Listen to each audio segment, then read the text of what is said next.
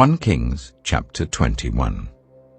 Sometime later, there was an incident involving a vineyard belonging to Naboth the Jezreelite. The vineyard was in Jezreel, close to the palace of Ahab, king of Samaria. Ahab said to Naboth, "Let me have your vineyard to use for a vegetable garden, since it is close to my palace. In exchange, I will give you a better vineyard, or if you prefer, I will pay you whatever it is worth." But Naboth replied, "The Lord forbid that I should give you the inheritance of my ancestors." So Ahab went home sullen and angry because Naboth the Jezreelite had said, "I will not give you the inheritance of my ancestors." He lay on his bed sulking and refused to eat. His wife Jezebel came in and asked him, "Why are you so sullen? Why won't you eat?" He answered her, "Because I said to Naboth the Jezreelite, 'Sell me your vineyard, or if you prefer, I will give you another vineyard in its place.' But he said, 'I will not give you my vineyard.'" Jezebel his wife said, "Is this how you act as king over Israel? Get up and eat.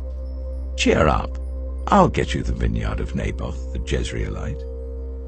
So she wrote letters in Ahab's name, placed his seal on them, and sent them to the elders and nobles who lived in Naboth's city with him.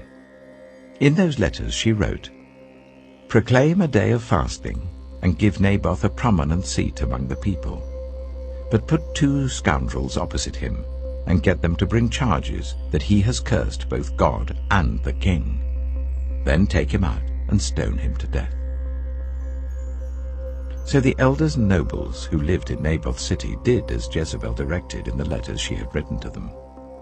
They proclaimed a fast and seated Naboth in a prominent place among the people. Then 2 scoundrels came and sat opposite him and brought charges against Naboth before the people, saying, "Naboth has cursed both God and the king." So they took him outside the city and stoned him to death. Then they sent word to Jezebel, "Naboth has been stoned to death."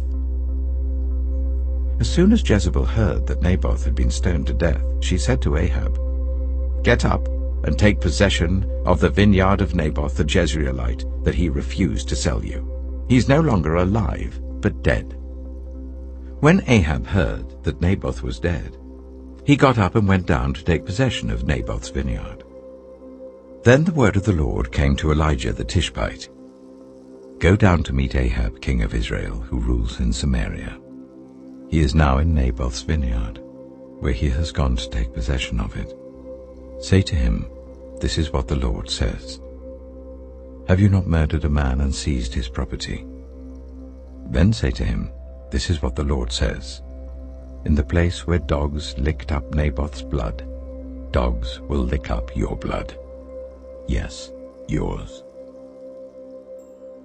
Ahab said to Elijah, "So, you have found me, my enemy." "I have found you," he answered, "because you have sold yourself to do evil in the eyes of the Lord. He says, 'I'm going to bring disaster on you. I will wipe out your descendants and cut off from Ahab every last male in Israel, slave or free. I will make your house like that of Jeroboam son of Nebat and that of Baasha son of Ahijah, because you have aroused my anger and have caused Israel to sin.'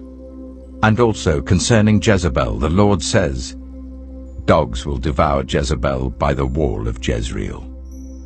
Dogs will eat those belonging to Ahab who die in the city, and the birds will feed on those who die in the country.'" There was never anyone like Ahab, who sold himself to do evil in the eyes of the Lord, urged on by Jezebel his wife. He behaved in the vilest manner by going after idols, like the Amorites the Lord drove out before Israel. When Ahab heard these words, he tore his clothes, put on sackcloth and fasted. He lay in sackcloth and went around meekly.